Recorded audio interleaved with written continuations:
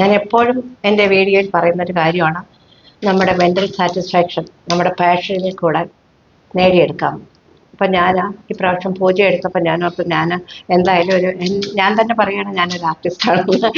അപ്പോൾ എന്തെങ്കിലുമൊക്കെ ഇന്നൊന്ന് ഒരു മുത്ത് കുറച്ച് ദിവസം കൊണ്ട് എൻ്റെ കൈ കിട്ടുന്ന മുത്ത് കൊണ്ട് കുറേ ഞാൻ ഉണ്ടാക്കിയിട്ടുണ്ട്. അപ്പോൾ ഞാൻ ഓർത്ത് അന്ന് എന്തായാലും ഒരു മാല ഉണ്ടാക്കുക, ഹോളിഡേ ആണല്ലോ എന്ന് ഓർത്തു. അപ്പോൾ അങ്ങനെ എൻ്റെ കയ്യിലുള്ള പഴയ മുത്തുകളാണ് ഇത്, അതിൽ നിന്നും ഞാൻ ഉണ്ടാക്കിയെടുത്ത കമ്മൽ കണ്ടു. ഇതെല്ലാവർക്കും ചെയ്യാം, ഇതൊരു ബുദ്ധിമുട്ടുള്ളൊരു വിഷയമേ അല്ല. ഒരൊറ്റ സ്റ്റിച്ച് അത് നമ്മൾ പഠിച്ചെടുക്കാമെങ്കിൽ നമുക്ക് പല രീതിയിലുള്ള ഓർണമെൻറ്റ്സ് നമുക്ക് തന്നെ വീട്ടിലുണ്ടാക്കി നമ്മുടെ കുട്ടികൾക്കൊന്ന് ഓർത്ത് വയ്ക്കുക.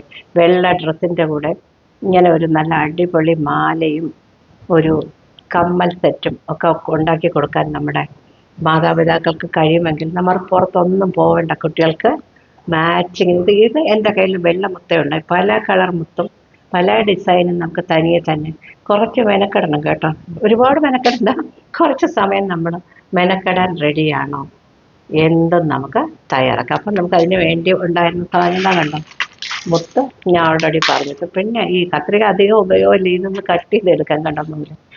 ഇങ്ങനത്തെ ഒരു വയറൊക്കെ നമ്മുടെ കയ്യിൽ കാണാമോ?